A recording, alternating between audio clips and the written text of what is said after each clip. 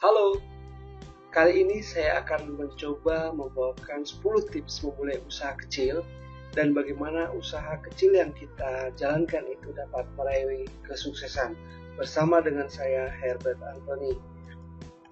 10 tips memulai usaha kecil dan meraih sukses. Nah, coba kalau misalnya kita melihat tokoh-tokoh sukses seperti Bill Gates ya, pasti kita akan tergiur dengan kekayaan mereka atau hasil yang telah mereka capai. Tapi sadarkah kita ketika mereka itu mencapai kesuksesan itu, mereka itu semua dari usaha yang kecil. Namun dengan kegigihan mereka akhirnya dapat menghasilkan seperti yang kita lihat saat ini.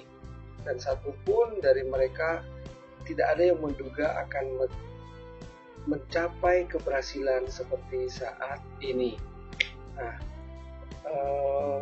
10 tips memulai usaha kecil dan meraih sukses. Ada 10 aturan untuk memulai usaha kecil. Nanti kita akan lihat daftarnya apa aja yang perlu diikuti sebagai aturan dalam memulai usaha kecil sehingga kita boleh mendapatkan suatu kesuksesan. Kita bisa buat list ini sehingga kita dapat menyadari akan kelemahan ataupun kelebihan kita sehingga nanti kita tidak tergila-gila untuk mencari impian yang dahsyat dan berbisnis namun tidak tercapai. Ya, yang pertama itu adalah memang kita harus lebih realistis dalam memulai bisnis. Ya, optimis sih boleh, tapi realistis itu penting. Saat mencoba model bisnis, coba lihat ke sekeliling dan cari contoh sukses dari model bisnis yang kita kehendaki. Lalu itu yang kita pelajari. Bila kita tak dapat menemukan, entah kita yang luar biasa jenius atau mungkin model bisnis yang akan kita tekuni tidak bakal berhasil di dunia nyata. Nah, ini kita harus realistis. Sekali lagi memang optimis itu perlu, tapi realistis itu juga harus. Yang kedua adalah sedapat mungkin jangan menginvestasikan uang sendiri. Artinya memang kita harus mencoba dengan berbisnis dengan orang lain ataupun menjalin kerja sama dengan orang lain. Bagaimana kita meyakinkan orang lain sehingga kita mendapatkan dukungan atau investasi modal dari rekan bisnis yang bersama dengan kita. Ini akan memudahkan kita untuk memulai bisnis yang sedang kita jalankan. Atau yang kedua, kita mencari grup, tergantung jenis bisnis kita. Kita bisa mencari grup ataupun komunitas yang memiliki kesamaan terhadap bisnis kita. Nah, siapa tahu memang mereka juga bisa membantu kita sehingga kita mendapatkan kerjasama yang saling menguntungkan kedua belah pihak. Nah, yang perlu diingat juga ketika kita memulai bisnis kita yang kita ini dalam memulai ya, maka mau gak mau kita harus memperbudak diri kita sendiri. Dalam tanda petik memperbudak diri sendiri itu adalah kerja keras. Nah, bagaimana kita bekerja keras, bagaimana kita harus lembut, ya, kita melupakan keuntungan pribadi. Nah, jika kita sudah memiliki karakter seperti itu, maka kita boleh dikatakan sebagai orang yang mampu untuk terlibat dalam wirausaha, karena ini adalah modal yang dibutuhkan, ya. Karena sebelum kita mampu membayar karyawan, maka kitalah yang sebagai bos, kitalah yang sebagai karyawan, kitalah sebagai office boy dan kita melakukan semuanya. Itu memerlukan suatu kerja keras.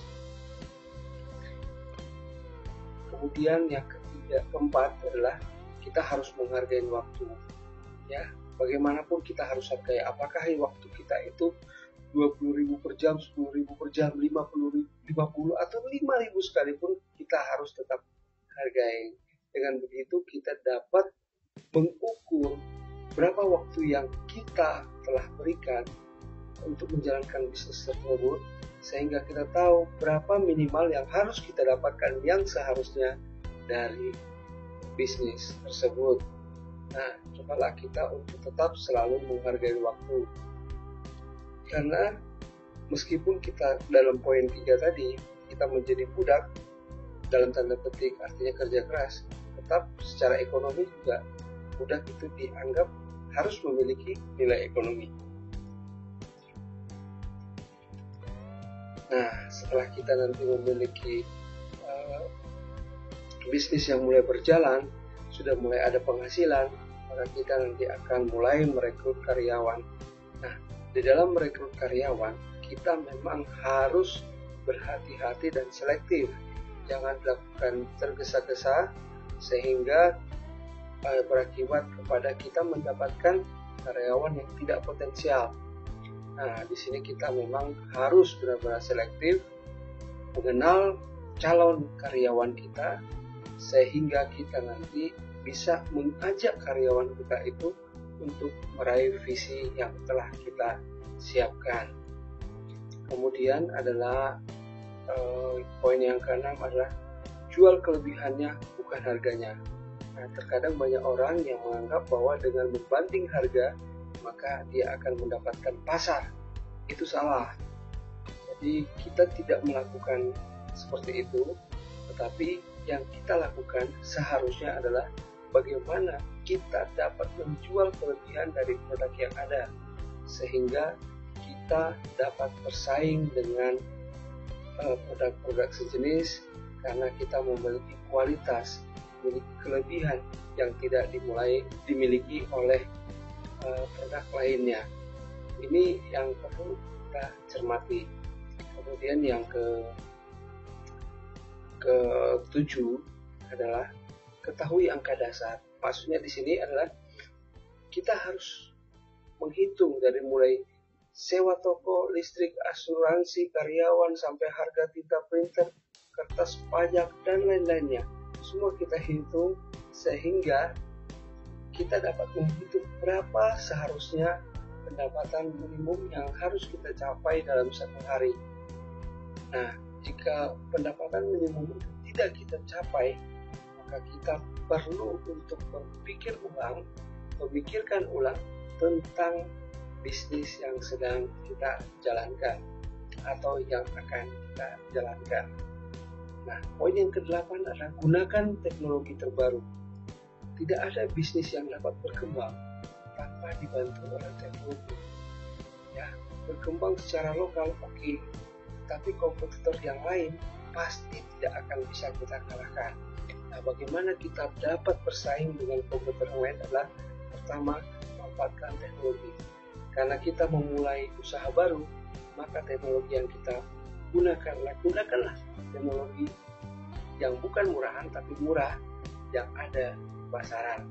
Ya, kalau misalnya itu secara spesifik mungkin teknologinya pasti akan lebih mahal. Tapi kalau teknologinya itu sudah menjadi terjual di pasaran, maka teknologi itu pasti akan rendah biayanya.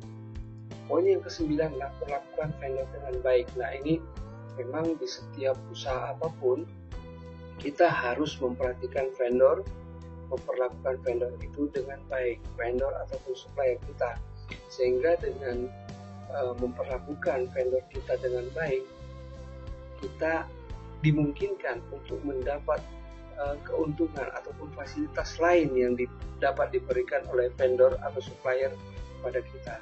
Mungkin itu diskon, berupa diskon, atau gratis untuk pengiriman, atau banyak lagi yang fasilitas yang lainnya yang mungkin kita akan dapatkan ketika kita menjaga hubungan baik dengan vendor.